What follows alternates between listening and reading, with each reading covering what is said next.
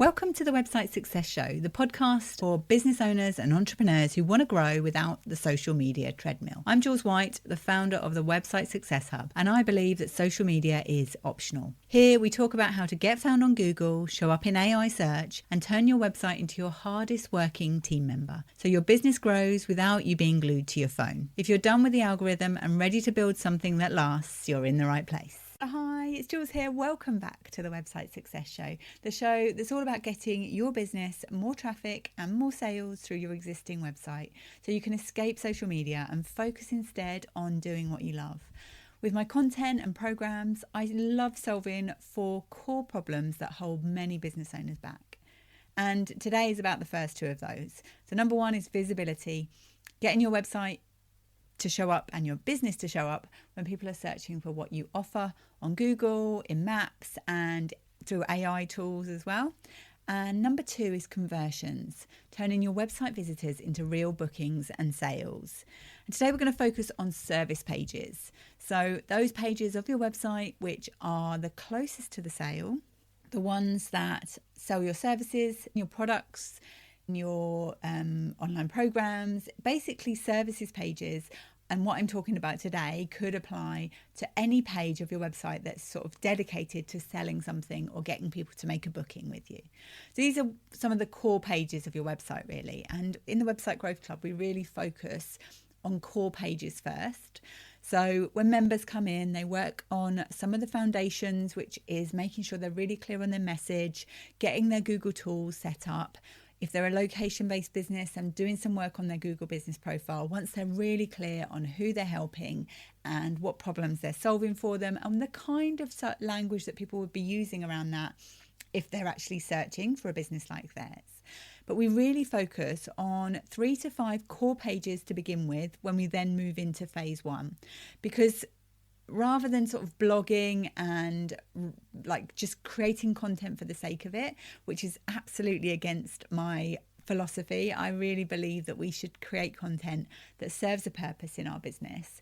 We focus on those core pages, as I say, that are closest to the sale and get those set up and working for your business first. And then, rather than just blogging for the sake of it or just creating additional pages for the sake of it, it then helps us to understand really what we need to do to create content that supports those pages. And ultimately, this is all about making money for our business. And we need those sales pages, those services pages to be working really well. So that's why we focus on that first, and then we move on to the supporting pages from then on. So I probably should start by saying, first of all, the core pages, if you're unsure what pages are your core pages of your website, definitely I would say your homepage is one that you want to consider in that.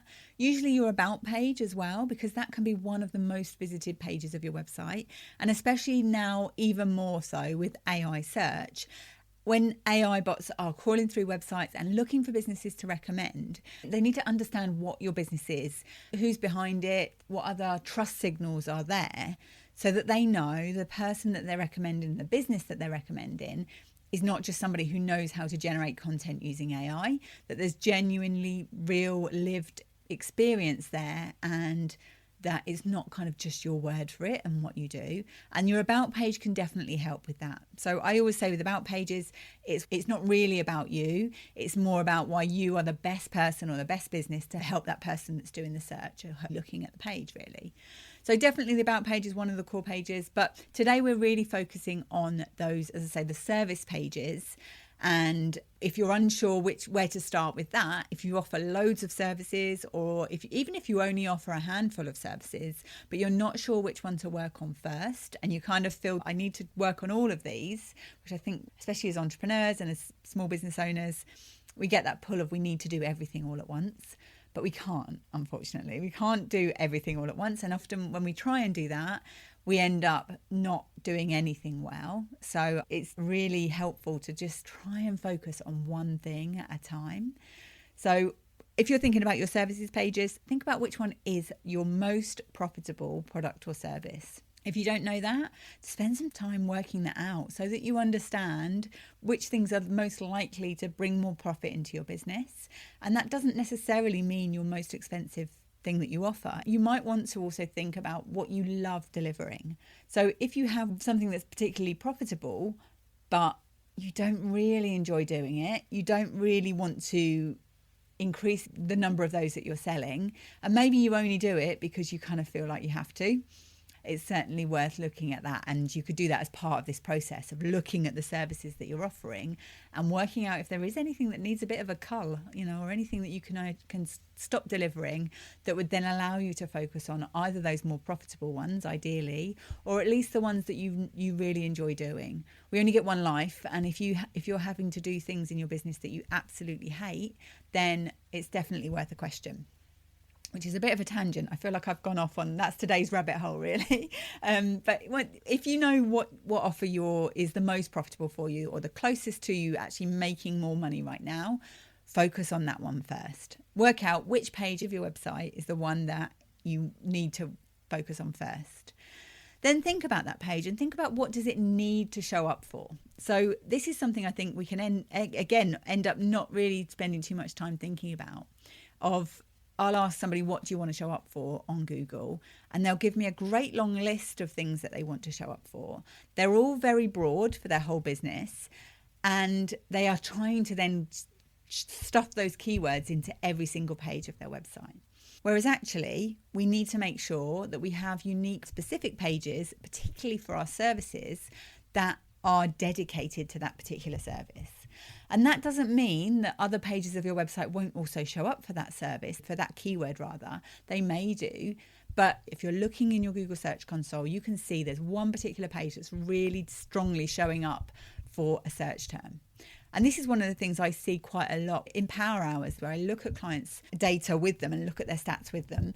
And we see that maybe they're showing up or starting to show up or starting to get some impressions for some of the things that they want to, but they've got two pages competing against each other because they're both showing up for the same search terms or the same kind of search terms, roughly the same amount of impressions. So Google is showing them up about the same amount of time in the Google search results pages, and roughly the same amount of clicks as well. And that then tells me that Google's not quite sure which out of those two pages is the best one to show up for that particular search term. So all that to say, take some time and think about, okay, you're working on one of your services pages. What should this page be showing up for? If you're coming back to the salon example, if it was one of our particular treatment pages, so let's say, for example, I used to do skin blemish removal. Now, that could have been a service page on its own, and that definitely was something that, actually, I'm thinking back, I don't even think we did have individual pages for these kind of services, which I look back now at those days in the salon and how much we missed out on just from not knowing this stuff, really. So I wish I had known back then. It would have made my job a lot easier in terms of the office part of my job, but also in terms of actually getting clients coming in as a therapist, it would have made a massive difference, really. So those services, making sure that they have actually got enough information on your website about those services. So let's say we are looking at a skin blemish removal page. Then we'd want to make sure that we have a focus of what we want that page to show up for. So for me, that might have been skin blemish removal in Bedfordshire or something like that. Or maybe I could have individual pages for the types of blemishes that I removed. So even like skin tag removal in Bedfordshire, thread vein removal in Bedfordshire, those kind of things, which having that real clear page that talked about that and talked about why it was a problem, how it helped people, and how they could get it, is a much stronger signal to Google that that's something that we offer in this area. So once you've worked out what you want this page to show up for, you've got an idea, and I feel like I'm going off on lots of tangents today, but if you're not sure about this, if you're not sure what a page should show up for or what you should be starting to show up for, I really encourage you just to go and however you get your best inspiration, really. Sometimes I get it in the car. Sometimes I get it when I'm walking the dog. Just go and sit somewhere different than where you normally work and just sit and think about, okay, what should I be showing up for? And start making a list of it. And first of all, you might feel this mental block around this and not really sure, but give yourself a chance for your brain to actually think this through. Don't defer to AI. Don't defer to Google or whatever. Just try and start thinking about this first and foremost. Create yourself a little list of the fundamental things you want to show up for, and then think about which page of your website is the most appropriate to show up for those search terms. And from that, you'll probably find that one of those will be for that core service that you want to show up for. So for that particular sales page is then the best one to optimize for that, really. So starting to think about the actual page itself. If you've got a particular search term that you're wanting it to show up for, so if we come back to the example of skin blemish removal in Bedfordshire, and if I had a skin blemish removal page, then I'm going to use that term, skin blemish removal in Bedfordshire, in strategic places throughout the page. And it's so much easier now because we don't have to just keep stuffing that exact phrase into the page over and over again.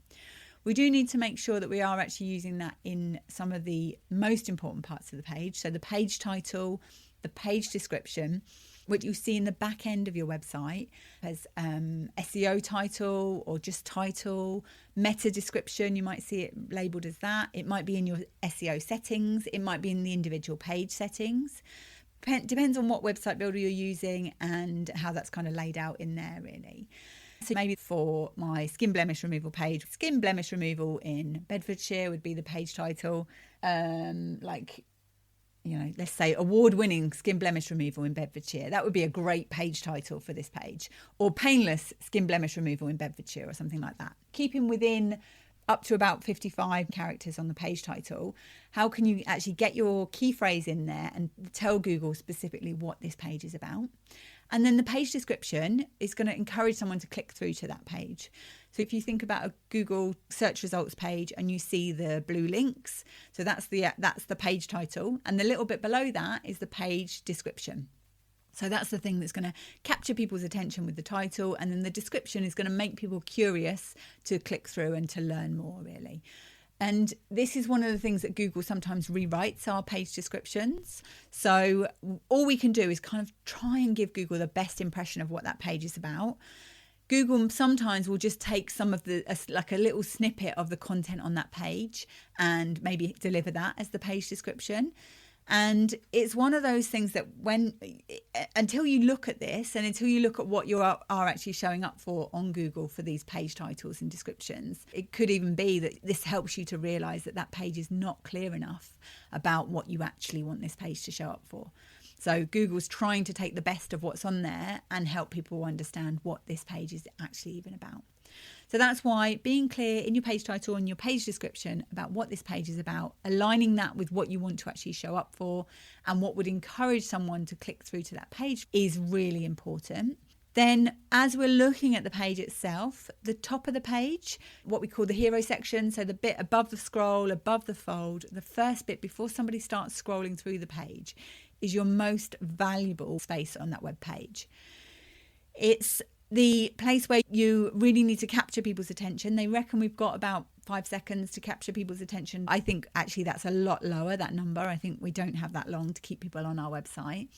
So we want people to know as soon as they come in there, like in plain language, what you do, how's it going to make their life better? What do they need to do to get it? And we should have that there. But then also just making sure that part of the page looks good as well, so it's not cluttered, full of loads of information. If you're using an image in that area, then it should be something that is simple and not cluttered, especially if it's an image behind the text. The text itself should be really readable. Even if you're a very visual, creative business and you feel like you just want your work to speak for itself, the words that are there will help people to take action and help people to understand better about what you do. So within this section, you will have your H1 heading. And if you listened to the show before, then you know that the H1 heading and the hierarchy of the page are one of the most important signals that you can send to Google and to AI bots about what this page is about. So ideally, we just want one H1 heading, and that's at the top of the page, and that's going to contain that thing that you really want this page to show up for. So if I was coming back to the salon example, my skin blemish removal page, I would want to have a H1 heading of skin blemish removal in Bedfordshire. And maybe it would be, as I mentioned, like maybe the award-winning skin blemish removal in Bedfordshire or something along those lines, whatever applies really. And that would be your H1 heading. That is then sending a really, really strong signal to Google about what this page is about. One of the most common mistakes I see is pages that either have no H1 headings or they've got a blank H1 heading. So it's there, but it's got no text in it, or multiple H1 headings. And that's probably the more common one that I see. And our website builders kind of set us up to fail with this a little bit, because just with the way that they're built, we end up using those headings on our website builder as styling tags. So to make things look bigger, look smaller, look a different font, all of that kind of stuff. But really, this all comes from the back end code. And when websites were first hand coded, all of this is telling Google what's the information about the hierarchy of the page. I always say, back to the English essay, if you were back at school, have one heading at the top. You would only ever have one title, and then you'd maybe have subtitles within that. That would be your H2 headings, and then maybe subtopics within those H2s. So you would never see a H1 followed by a H4, followed by another H1 by a H3. And so basically the hierarchy should follow naturally down the page. You may have heard me talk about that before once or twice if you've listened to the podcast, but it's so important, and it's I think probably one of the most common problems that I see on web pages, really. So we definitely want that. We just want one heading at the top of the page. Maybe you would have a H2 heading within that hero section about who it's for, if you want to sort of clarify that. If you've got a long paragraph that clarifies that, or even maybe a couple of sentences, first of all, I would encourage you, can you make that easier to skim read? So can you make that a shorter paragraph? But if it is something that you feel like, yes, you definitely want a paragraph there, then don't have that as heading text. Ideally, we don't want great big long paragraphs as heading text. It really should be a head. Just a quick break here. If you're ready to get more from your website without feeling overwhelmed, come and join us in the Website Growth Club. It's my monthly membership where we focus on one simple, actionable SEO or website strategy each month, with step-by-step lessons, live Q&As, and real support to keep you moving forward. You don't need to do it alone, and you can find out more and join us at thewebsitesuccesshub.com/grow. And then if you've got something you can add into that hero section that helps with improving trust. So whether that is maybe a little snippet from a review, a very short snippet from a review, like 5-star service every time, something like that. Or I have so much more confidence. I'm thinking about the skin blemish removal, and have that near that button. So you're going to have some kind of call to action in this hero section where we're actually telling people what to do next, encouraging them to click through. So book an appointment, buy this now, learn more if you feel like actually they need to read some more of the page before they would be ready to buy something. So a transactional call to action is where you're trying to get somebody to buy something, to do something, but you can also have like more of a transitional one where you're asking them to maybe join your email list or download a freebie or something along those lines. And it's okay to have that there. Ideally, we want to be repeating that same call to action throughout the page. We want to try and have verbs in there if we can as well, to encourage people to take action. So get this today, buy now, those kind of things, using that language in there can help as well. So looking at your own hero section for your service page with, like, try and look at it with blank eyes, or like fresh eyes, really. Thinking about, would you need to burn mental calories to work out what you do, who it's for, how you help people? And this is something that can be really hard to do for ourselves. So if you are, if you feel like, well, I think so, but I'm not sure, and you're in, like, if you're in a coffee shop or something like that, and there's somebody there next to you, I'll just ask them, like, show them your website for a couple of moments, and then ask them, can you understand from this top section here what it is I sell or how I help people? Or ask somebody who doesn't know a lot about your business. I would say, go and ask your mum, or ask, like, I always say, if my mum can understand it, my 82-year-old mum can understand it, or my 11-year-old nephew can understand vaguely or roughly what you do, then that's a great, like, filter to put it through, to think about whether you actually are clear enough, or whether you're making people burn mental calories. This is another thing that I see all the time on websites, actually, where I'm just not quite sure what people sell. I've started offering my search gap checks, where it's just me looking at your website and just spotting something quick that you can fix right away. And this is one of the things that comes up a lot, actually, is I'm not quite sure what you do. And if people can't understand that, then that's a big problem, because no one's going to buy something if they don't actually understand what it's going to do for them, really. If you like a search gap check, and then you can go to my website, I'll put the link in the show notes as well, and you can request one of those. I do run them all manually, so it might take me a few days to get back to you with it, but it's really, as I say, just designed to be something where it's a quick my eyes on your website, and I'm going to give you 1 or 2 things that you can do straight away that can help with your visibility, really. As we're coming down the page and starting to get beyond the hero section, there are certain other things that we need to add into our page that will help us both show up on Google and help people to convert. So in terms of showing up on Google and thinking about what we want this page to be showing up for, we want to use our keywords strategically throughout the page. And as I say, we don't have to use that same exact keyword in the way that we used to years ago.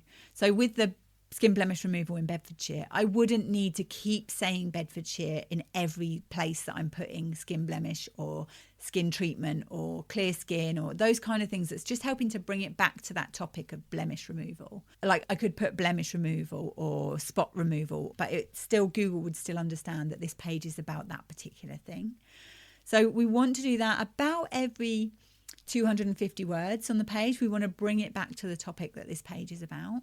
We do want to try and use that search term or a variation of it in a few of the headings on the page as well. So definitely there in the H1 heading, but in some of the other headings, some of those H2s, maybe even within the H3s or bullet points, can we just weave that in there as well?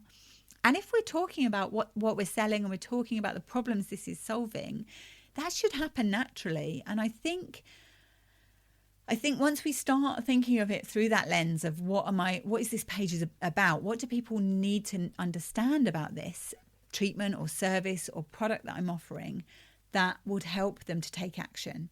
One of the things that can really help with that is frequently asked questions. And this is a section that you could have it fairly near the bottom of your page, but having frequently asked questions that can be taken out of context and still understood.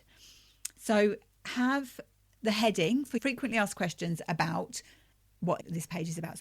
So frequently asked questions about skin blemish removal for that particular page. So this could be one of the frequently asked questions. How long's the healing time for skin blemish removal? And then obviously answering it. But what that could then do is AI could then take that snippet, just take that one individual question and then cite that in its answers. And the same with Google as well. This is where you could show up in the people also ask or related questions section in a Google search results page, especially if you've answered it well and you've got that authority that the rest of the page is good. The rest of your website has demonstrated that you understand this thing, that you are an expert in this thing. You've got reviews that also mention that you do this particular thing. Then it can help it to understand that you could be a good point of reference, a good place to reference about I'm trying to think of what the word is, like a good authority on this particular topic. So having a frequently asked questions section there, have the heading frequently asked questions about skin blemish removal. It's a H2. And then the questions themselves are headings as well, set as H3s. And then the answer is just paragraph text. And by doing that, and just, again, you don't have to keep mentioning that exact same phrase, but just thinking about how you can use related terms throughout those frequently asked questions. And think of if somebody was reading that question on its own, would it make sense without the rest of the context of the whole page? So even you could say, how long is the treatment? Whereas actually, if you said, how long is skin blemish removal treatment? Or thinking of another way that's not exact same repeating, so it sounds like a robot. But just weaving that through those frequently asked questions can be a really helpful way to show up in AI search. And you can also, if you wanted to, you could have a specific frequently asked questions page on your website. So whatever your domain name is /FAQs or something like that. And that could contain all of the frequently asked questions about all of the treatments that you offer, all of the services you offer, your business in general. All of those kind of things could be there in one page. And as long as it's structured well, so you've, again, got the headings in there, frequently asked questions about skin blemish removal, frequently asked questions about waxing, on those kind of things, as split up with a hierarchy on that page, can potentially be a good page to add to your website. So one of the other things that can really help with conversions on a services page is having something that's like 3 steps to their success. Quite often, that can be something that is a hesitation for people, where they're not quite sure, either not sure what to do next, or they think it's going to be really complicated or really difficult, or just, our brain will look for the easiest path. And actually, if we can spell that out to them, and even if you have 15 steps to people buying from you, or 5 steps or something like that, if you can condense it down into 3 basic things, where you start off with a heading to this section saying, here's how we help you get this particular result in 3 simple steps. Here's how we help you get clear, blemish-free skin in 3 simple steps, or something along those lines.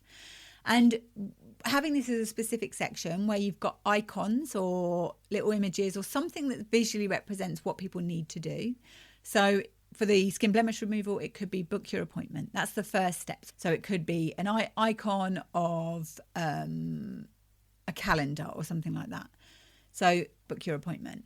And then underneath that, a little paragraph that says, take 2 minutes to use our online appointment booking and call us if you prefer, or something along those lines. So you're basically telling them what's the first thing they need to do to get this.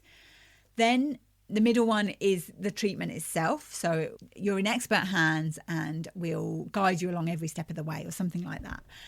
So I honestly, this is why I'm not a copywriter, because I'm thinking of things on the fly like this. It doesn't work for my brain. So step 2 is you actually delivering the treatment. Reassure them with something in our relaxing environment, or, we'll look after you every step of the way, something along those lines, really.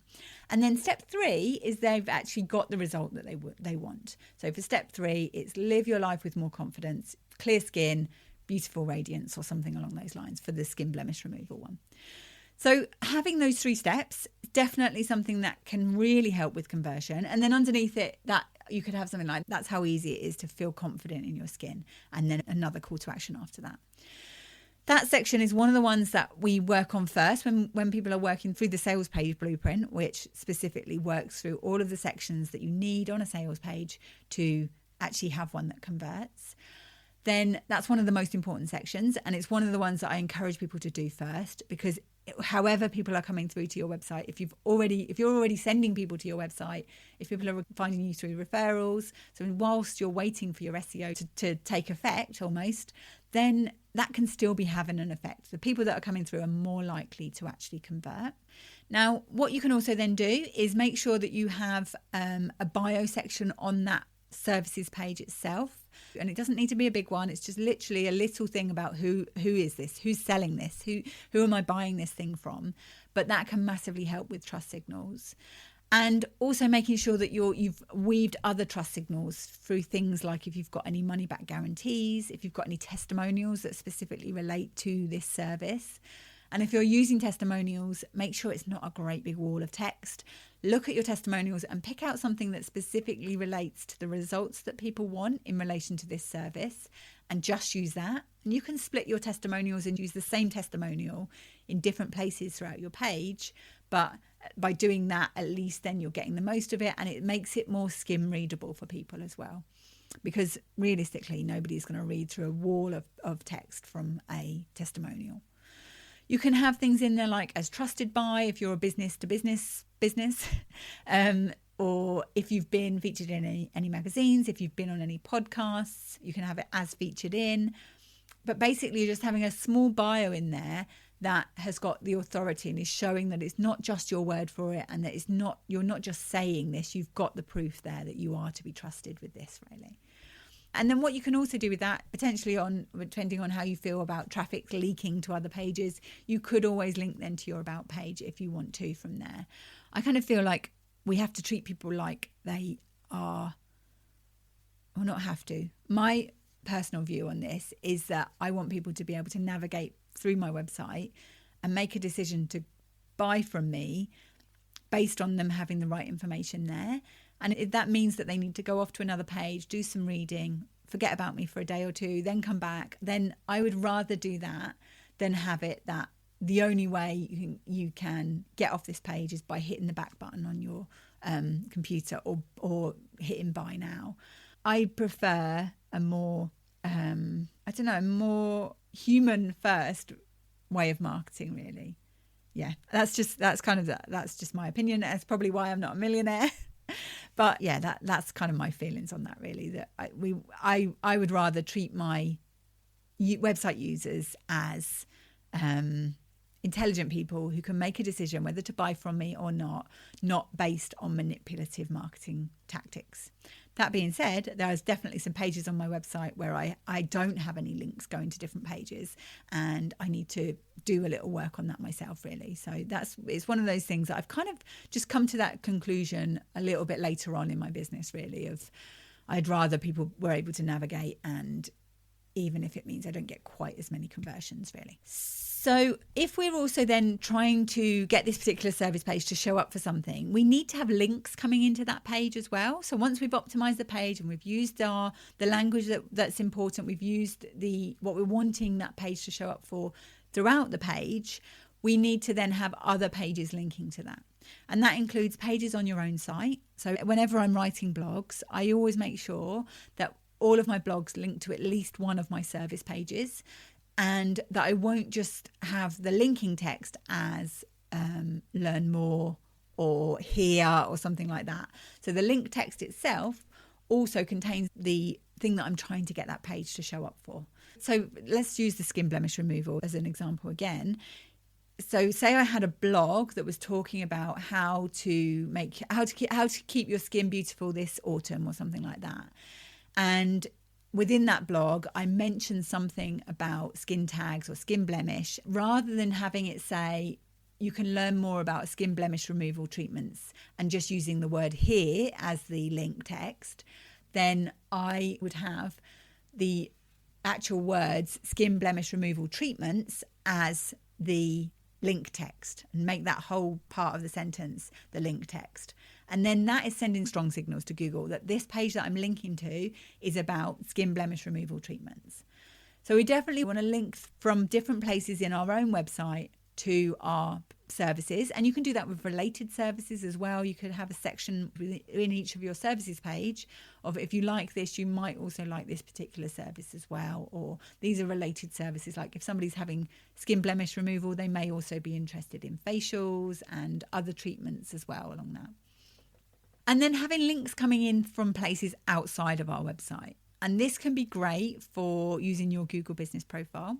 So if you're adding a post or an update to your Google Business Profile about your skin blemish removal treatment, then linking to that particular page of your website is really helpful. Also having other people link to your page. And this is one of the things that isn't always easy. But if you can get featured, for example, in a local digital magazine or your local chamber of commerce, or if you've got any directory listings and those kind of things, linking back to those services pages that are relevant to what you're talking about in that particular article, rather than just sending everything to your homepage, can also help then to strengthen those signals about what you want that page to show up for, really.